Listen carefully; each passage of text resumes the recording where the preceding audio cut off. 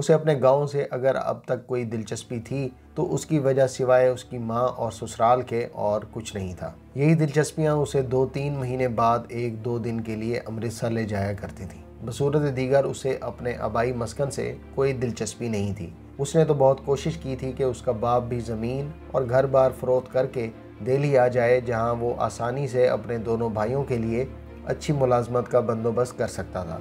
लेकिन उसके बाप ने उसकी इस तजवीज़ का जवाब हमेशा गालियों की सूरत में ही उसे दिया था, क्योंकि उसके नज़दीक ज़मीन माँ का दर्जा रखती थी और वो ज़मीन फ़रोख्त करना अपनी माँ को बेचने के मुतरादिफ समझता था। अच्छा बापूजी, जैसे आपकी मर्ज़ी, कभी आपको मेरी ये बातें बहुत याद आएंगी। वो बिलाखिर अपने बाप को यही बात कहकर खामोशी अख्तियार कर लिया करता। 2-3 मरतबा उसने अपनी माँ को ज़बरदस्ती यहाँ ला कर रखा था, लेकिन हैरत अंगेज़ तौर पर 2-3 रोज़ बाद ही उसकी माँ की तबीयत उचाट होने लगी। कभी उसे गुरजीत के बापू के खाने पीने की फ़िक्र लग जाती और कभी अपने घर में मौजूद गाय की। अब तो गुरजीत ने हार मान ली थी और उन्हें कुछ कहना ही छोड़ दिया था। प्राइम मिनिस्टर हाउस में नौकरी करते उसे अब 1 साल होने को आया था और उसकी शादी को 3 साल हो रहे थे, जब अचानक उसे दोबारा गैर मुल्की यात्रा का दौरा पड़ा। शायद उसके लाशऊर में चिंगारियां दबी ही रहती, लेकिन बुरा हो भारतीय प्राइम मिनिस्टर का जो उसे अपने गैर मुल्की दौरे पर लंदन ले गई। धन बहादुर ने इसका इंतखाब इसलिए किया था कि प्राइम मिनिस्टर को उसके हाथ का पका खाना बहुत पसंद था और गैर ममालिक में भी वो अमूमन एक आध बावर्ची ज़रूर साथ रखा करती थी। लंदन पहुंचकर गुरजीत का दिल तो यही चाहा कि वो यहीं रह जाए, लेकिन बुरा हो सिक्योरिटी वालों का जो साए की तरह उससे चिमटे रहे।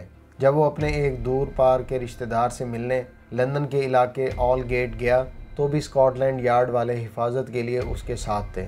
बादल नखास्ता वो भारत वापस तो आ गया, लेकिन अपना दिल वहीं लंदन में छोड़ आया। अब उसकी ज़िंदगी का एक ही मकसद रह गया था कि वो जितनी जल्दी मुमकिन हो बाहर चला जाए, लेकिन बज़ाहिर इसकी कोई सूरत दिखाई नहीं पड़ती थी। उस रोज़ भी वो यही ख्वाब लिए कनॉट पैलेस के इस होटल में बैठा था, जब उसके सामने बैठे नौजवान ने 1-2 मरतबा अजब सी नज़रों से उसकी तरफ देखा। फिर वो अचानक उसकी तरफ आ गया। क्षमा कीजिए, अगर मैं भूल नहीं रहा तो हम शायद कहीं मिल चुके हैं, उसने बड़े मुहज़्ज़ब लहजे में अमेरिकन लहजे वाली अंग्रेज़ी में कहा। गुरजीत सिंह गो के इस तरह की तो नहीं, अलबत्ता अंग्रेज़ी अच्छी तरह बोल सकता था। उसके लिए सबसे ज़्यादा अहम बात यह थी कि इस नौजवान की बात करने का अंदाज़ उसके गैर मुल्की होने की चुगली खा रहा था और ये इसके काम का बंदा हो सकता था। उसने फ़ौरन ही ये जान लिया कि ज़रूर वो उससे मिल चुका है। तशरीफ़ रखिए, गुरजीत ने मुहज़्ज़ब लहजे में इसे मुखातिब करते हुए अपने सामने वाली कुर्सी पर बैठने की दावत दी। मैं असल में होटल लाइन से ताल्लुक़ रखता हूँ, मुमकिन है हम पहले मिल चुके हों। नौजवान के बैठने पर उसने बहुत मुहज़्ज़ब लहजे में कहा, आप कहीं हांगकांग में भी रहे हैं? नौजवान ने उसकी आंखों में झांकते हुए कहा, जी हाँ, आज से 3 साल पहले की बात है। गुरजीत ने उसकी हाँ में हाँ मिलाई। ओह वेल, मेरा नाम प्रमोद है और आप शायद गुरजीत हैं। नौजवान ने अचानक ही उसकी तरफ मुसाफे के लिए हाथ बढ़ाया। गुरजीत हैरानगी और खुशी से मिले जुले तासुरात से उसकी तरफ देख रहा था। प्रमोद की आखिरी बात ने तो ये साबित कर दिया था कि वो गुरजीत को पहले से जानता है, लेकिन गुरजीत सिंह को अभी तक याद नहीं आ रहा था कि उसने प्रमोद को हांगकांग में कहाँ देखा था। बहरहाल उसने दिमाग पर ज़्यादा जोर देना मुनासिब न जाना। उसे सैकड़ों लोग ज़िंदगी में मिले और चले गए, यकीनन प्रमोद भी उनमें से एक था। मैं होटल शेरेटन में कुछ दिन ठहरा, अगर मैं भूल नहीं रहा तो ज़रूर हम वहाँ मिले होंगे।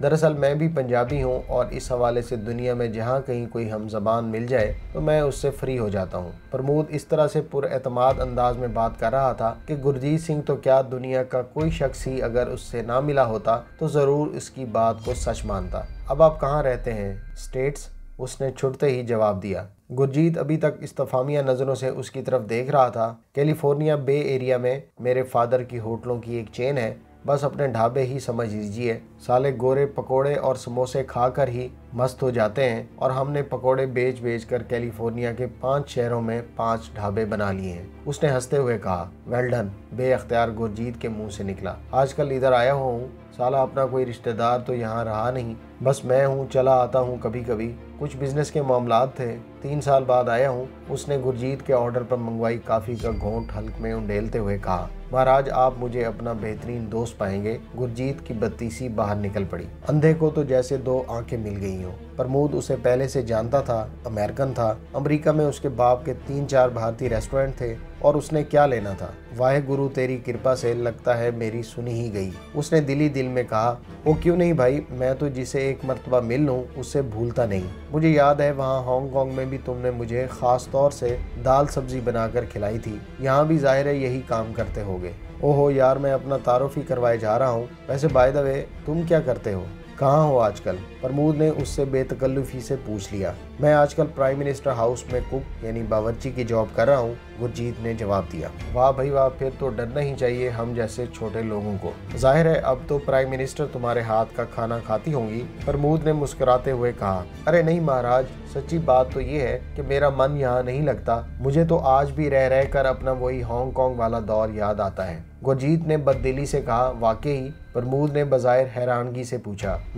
गुरजीत ने मुख्तसर सा जवाब दिया। यकीन नहीं आता, खैर देखेंगे। अब ये बताओ कि अपने हाथों की पक्की सब्जी दाल कब खिला रहे हो? प्रमोद ने अचानक ही कहा। आज ही, संडे है, मेरी ऑफ है, शाम को घर आइए ना। गुरजीत ने उसके जवाब में दावत दे डाली और प्रमोद ने यूं उसकी दावत कबूल की जैसे वो अमेरिका से भारत आया ही इसलिए था कि गुरजीत के हाथ की पकी हुई दाल सब्जी खाए। दोनों काफ़ी देर इधर उधर की मारते रहे। इस दौरान प्रमोद ने गुरजीत को उसकी मर्जी के तमाम सब्ज बाग दिखा दिए थे। जब दोनों शाम गए अलग हुए तो गुरजीत को यकीन हो चला था कि अब दुनिया की कोई ताकत उसे अमेरिका जाने से नहीं रोक सकती। उसने दिल ही दिल में अभी से रवानगी के लिए पेश आइंदा मुश्किलात पर गौर करना शुरू कर दिया था और उनका मुमकिन हल भी सोच लिया था। वो जानता था कि अगर उसके इरादे की भनक भी किसी के कान में पड़ गई तो इंटेलिजेंस वाले उसकी जान को आ जाएंगे। ये बात भी दरअसल उसे प्रमोद ने ही समझाई थी। उसने वादा किया था कि अगले 2 माह के अंदर अंदर उसका वर्क परमिट मंगवा कर उसे चुपचाप अमेरिका रवाना कर देगा। उसने गुरजीत से कहा था कि उसे अभी भारत 2.5-3 माह काम करना है क्योंकि शिमला में उनका एक होटल और कोठी मौजूद है और वो उसे फरोख्त करने के बाद ही अमेरिका जाएगा। अपने इरादे की भनक भी किसी को ना पड़ने देना।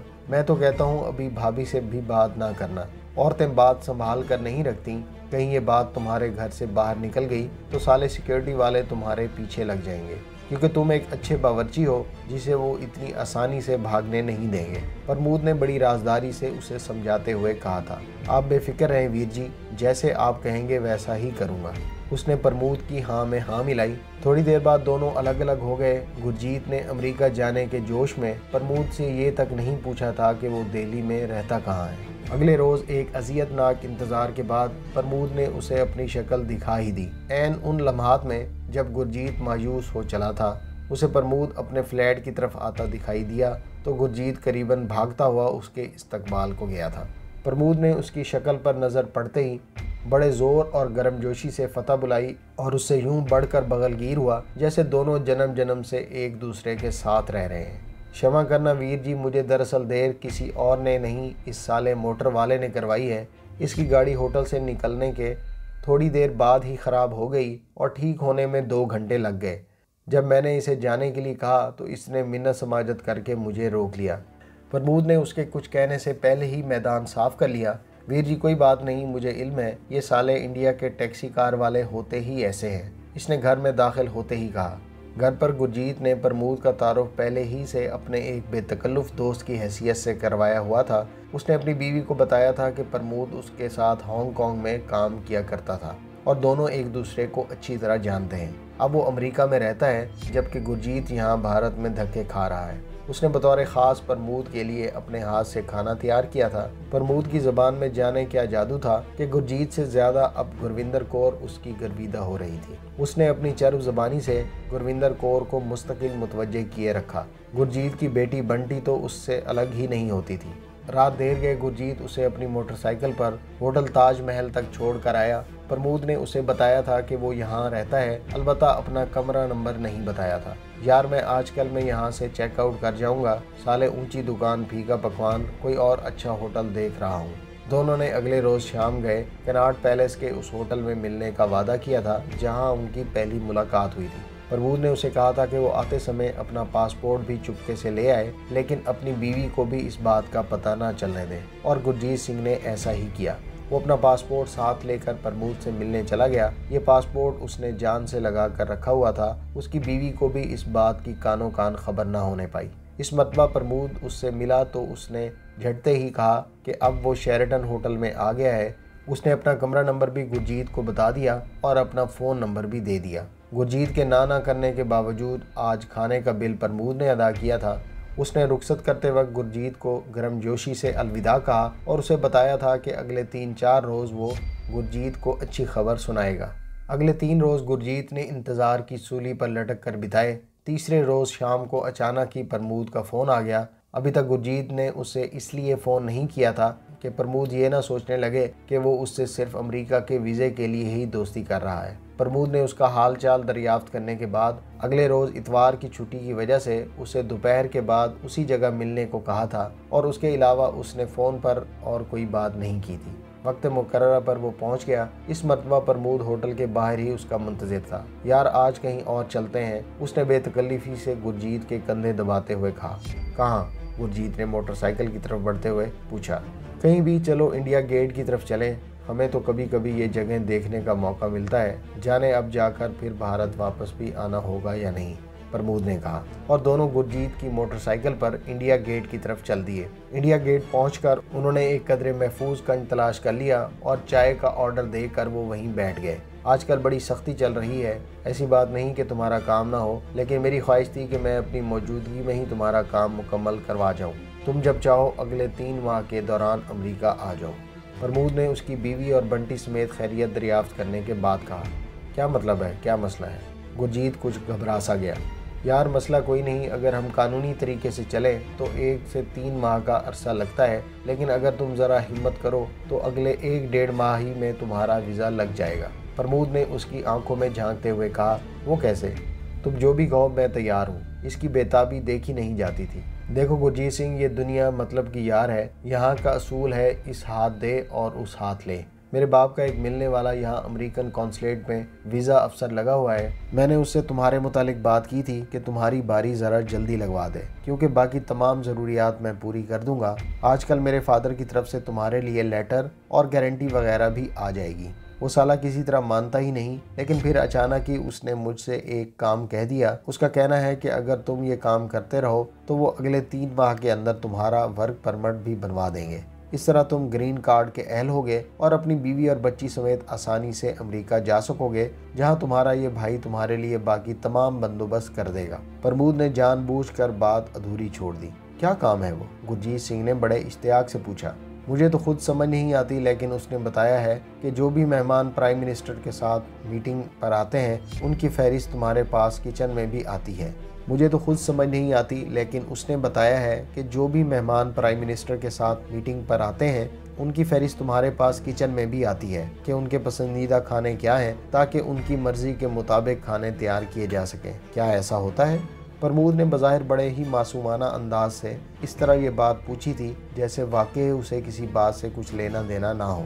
हाँ, जब कभी कोई खसूसी कॉन्फ्रेंस वगैरह होती है या कोई गैर मुल्की वफद आए तो ऐसा ही होता है, गुरजीत सिंह ने जवाब दिया। दरअसल मुझे तो यार ये समझ नहीं आई कि वो गोरा कह रहा था कि तुम सिर्फ ये करो कि ऐसे मेहमानों की फहरिस्त उन्हें पहुंचा दिया करो। प्रमोद ने अचानक ही कह दिया। गुरजीत के चेहरे पर एक लम्हे के लिए उलझन के आसार दिखाई पड़े, जिस पर प्रमोद फ़ौरन मोहतात हो गया। यार दरअसल इन साले सफारतकारों को ये बड़ा शौक़ होता है कि जिस मुल्क में वो काम करें वहाँ के बड़े लोगों से अच्छी तरह आगाह रहें कि आज भारतीय प्राइम मिनिस्टर से कौन मिला है, कल कौन मिला था, वगैरह वगैरह। मेरा ख्याल है इस तरह ये ज़्यादा बाखबर होकर अपनी हुकूमत के सामने अपने नंबर बनाते होंगे। और क्या, ये कौन से साले मिलिट्री के कागज़ हैं जो तुमने चोरी करके पहुँचाने हैं? प्रमोद ने कहा और गुरजीत ने मान लिया। हाँ यार, मुझे क्या भाई, मैं सारे नाम दे दिया करूँगा, गुरजीत ने लापरवाही से कहा। प्रमोद को यकीन हो चला था कि इसका वास्ता वाकई ही किसी मुकम्मल गधे से पड़ा है या फिर उसने गुरजीत को वाकई अच्छी तरह बेवकूफ़ बना लिया है। इसके बाद गुरजीत से हर तीसरे चौथे रोज़ उसकी मुलाकात होती और वो उसे भारतीय वज़ीर आज़म के साथ मिलने वाले उन मेहमानों की फहरिस्त कागज़ पर लिख कर ला दिया करता, जो फिर प्रमोद उस पर एहसान करते हुए अमरीकी गोरे को मुंतकिल कर देता। हर मुलाकात पर वो उसे ये ज़रूर बताता कि अमेरिकन उसके काम से बहुत खुश हैं। 1 माह तक ये सिलसिला जारी रहा। इस दौरान प्रमोद ने उसे अमेरिका से गुरजीत के लिए आने वाला स्पॉन्सरशिप लेटर भी दिखा दिया। और उससे अमरीकी वीज़ा फॉर्म भी पुर करवा लिए। इसकी तस्वीर हासिल कर ली और तमाम तफसीलात भी उससे मुतालिक जान ली। गुरजीत भी समझता था कि ये सब अमेरिकन वीज़े के लिए दरकार मालूमात हैं और उसे यकीन था कि जल्द ही वो दिन आने वाला है जब वो अपने परिवार समेत अमेरिका में होगा। इस दौरान हर मुलाकात पर उसे प्रमोद ये ज़रूर समझाता रहा कि वो अभी हरगिज़ किसी को अपना हमराज ना बनाए, क्योंकि इसे कभी सिक्योरिटी क्लियरेंस नहीं मिलेगी और वो एक ही सूरत में अमेरिका जा सकता है जब उसे अचानक यहाँ से फ़रार करवा दिया जाए। गुरजीत ने इस दौरान कभी अपने ज़मीर पर कोई बोझ महसूस नहीं किया था, क्योंकि उसने अपनी दानिश में अभी तक कोई गैर कानूनी काम किया ही नहीं था। प्राइम मिनिस्टर के मेहमानों की फहरिस्त किसी को देना उसके नज़दीक कोई इतना बड़ा जुर्म नहीं था। उस रोज़ गुरजीत खासा गुस्से में दिखाई दे रहा था। क्या बात है प्यारे, आज बड़े गर्म नजर आ रहे हो, प्रमोद ने उसके सामने विस्की का पैक रखते हुए कहा। दोनों इस वक्त प्रमोद के होटल वाले कमरे में बैठे थे जहां उसने आज ताज़ा मेहमानों की फहरिस्त वसूल की थी। यार बात क्या, वो साला धन बहादुर, विस्की का गोंड हलक में उड़ेलते हुए उसने हेड बावर्ची धुन बहादुर को गालियों से नवाज दिया। क्या हुआ धुन बहादुर को? प्रमोद ने दिलचस्पी का मुजाहरा किया। वो खुद शराब नहीं पी रहा था, क्योंकि उसने गुरजीत सिंह से कह रखा था कि अमरीकी डॉक्टरों ने कम से कम 5 साल से उसे सख्ती से पाबंद किया है कि वो शराब को छू कर भी ना देखे, इस तरह उसकी जान भी जा सकती थी। उसने अंग्रेजी ज़बान की किसी ऐसी बीमारी का नाम लिया था जिसका मतलब अगर गुरजीत सिंह डिक्शनरी में भी तलाश करने लगता तो शायद तलाश न कर पाता। साला 1 हफ्ते से टरखा रहा है। इधर गांव से बापू के 3 फ़ोन आ चुके हैं, माँ बीमार है और बापू साला मुझे फ़ोन पर गालियाँ देकर गाँव आने के लिए कहता है। गुरजीत ने कहा, इसमें रुकावट क्या है, छुट्टी क्यों नहीं देता वो? उसने नया पैक तैयार करके गुरजीत की तरफ लुढ़काया। गुरजीत ने पहले धन बहादुर को गालियों से नवाजा, फिर अचानक ही उसने लाशऊरी तौर पर ही शायद वो फिक्रा कह दिया जिसने प्रमोद को चौंका दिया। साला सारी रात मुझे जगाए रखा जैसे मैंने हमला करना है पाकिस्तान पर। क्या मतलब पाकिस्तान पर हमला? मैं कुछ समझा नहीं। प्रमोद ने हैरत अंगेज तौर पर अपने तासुरात छुपा लिए थे और अगला पैक भी तैयार कर लिया था। अब गुरजीत को वाकई ही चढ़ने लगी थी। यार मुझे तो कुछ पता नहीं वो क्या नाम है उसका, सियाचिन, वो बर्फानी इलाका है, उस पर हमला करने की बातें साले सारी रात करते रहे और हमें सारी रात बेआराम किया। गुरजीत अब खुल रहा था। सियाचिन, अच्छा वो जो नॉर्थ में है बर्फानी इलाका, लेकिन वहाँ ऐसा क्या रखा है जिस पर ये लोग हमला करेंगे? प्रमोद ने फिर उसे छेड़ दिया। मैं यार कौन सा वहाँ मौजूद था, हम तो दरमियान में ड्रिंक्स वगैरह लेकर जाते थे या फिर मैंने सुबह का ब्रेकफास्ट यानी नाश्ता उनके सामने रखा था। सियाचिन पर बातें कर रहे थे वो, कुछ कह रहे थे ये पागलपन होगा और कुछ कह रहे थे इन साले मुस्लिमों को सबक सिखाना चाहिए, अभी इनका दिमाग दुरुस्त नहीं हुआ, इधर पंजाब में हेरा फेरी कर रहे हैं। गुरजीत अपनी रो में बोलता चला गया और उसकी ज़बान से निकला एक एक लफ्ज़ प्रमोद के जहन पर नक्श होता रहा। चलो यार जहन्नम में जाएं सब, तुम्हारा काम अगले 10-15 दिनों में बन जाएगा, मैं जाने से पहले तुम्हारे टिकट का बंदोबस्त कर जाऊंगा, उसने सिखों के से अंदाज में उसे कहा। प्रमोद की ख्वाहिश थी कि अब जल्द अज जल्द गुरजीत यहाँ से निकले और वो ये अहम खबर महफूज हाथों तक पहुँचाए। प्रमोद उसका कवर नेम था और उसने कमाल फ़न का मुजाहरा करते हुए भारतीय प्राइम मिनिस्टर हाउस के इस बावर्ची तक रसाई हासिल की थी। उसे गुरजीत का नाम और हांगकांग में उसके कुछ अरसा क़याम से मुतालिक बताया गया था। बस यही एक टिप उसके काम आ गई और उसने गुरजीत को कल्टीवेट कर लिया। उसने अपनी तरबियत का शानदार मुजाहरा करते हुए गुरजीत सिंह को कट आउट बनाया था और बड़ी कामयाबी से वो अपने मुल्क को भारतीय प्राइम मिनिस्टर हाउस में होने वाली अहम मीटिंग्स के शुरका के नाम और तफसीलात से आगाह कर रहा था। रात देर गए गुरजीत की वापसी हुई। उसने प्रमोद को बताया था कि उसे परसों तक ज़रूर छुट्टी मिल जाएगी और वो 3 रोज़ के लिए गांव जा रहा है। अब 4-5 रोज़ बाद ही मुलाकात होगी, तब तक तुम्हारा काम यकीनन बन चुका होगा, प्रमोद ने मुस्कुराते हुए उसे कहा और वो गुरजीत सिंह को रुखसत करने के लिए होटल के बाहर तक आया। उसे एक टैक्सी पर सवार करवाने के बाद उसने बेचैनी से अपने कमरे में आकर फहरिस्त का जायजा लिया तो उसके दिल की धड़कन तेज होने लगी। शायद आज गुरजीत कुछ ज़्यादा ही गुस्से में था, क्योंकि वो अपने मामूल के खिलाफ आज मेहमानों की फहरिस्त की वो कापी उठा लाया था जो किचन में उनके पसंदीदा खानों के साथ आई थी, वरना तो वो इस फहरिस्त की नकल किसी कागज़ पर उतार कर लाया करता था। इस फहरिस्त में जो नाम दर्ज थे उनके ओहदे भी साथ ही लिखे थे। जैसे जैसे वो नाम पढ़ता जा रहा था उसको अपने खून की गर्दिश तेज़ होने का एहसास हो रहा था। Director general raw, GOC northern command, defence secretary, commander in chief भारतीय फ़ौज, एक एक नाम उसके दिलो दिमाग में गूंज पैदा कर रहा था। उसके साथ ही नॉर्दर्न एरिया में भारत की तरफ से पाकिस्तान पर फौज कशी की बातें, उसका माथा ठिनका। ओ माय गॉड, क्या भारतीय सियाचिन के बर्फीले मैदानों पर कब्जा करने वाले हैं? उसने अपने आप से सवाल किया। गुज़श्ता कुछ दिनों से वो भारतीय अखबारात में इस हवाले से कुछ मज़ामीन देख रहा था। तो ये बात है, उसने अपने आप से कहा, और दूसरे ही लम्हे वो होटल से बाहर था।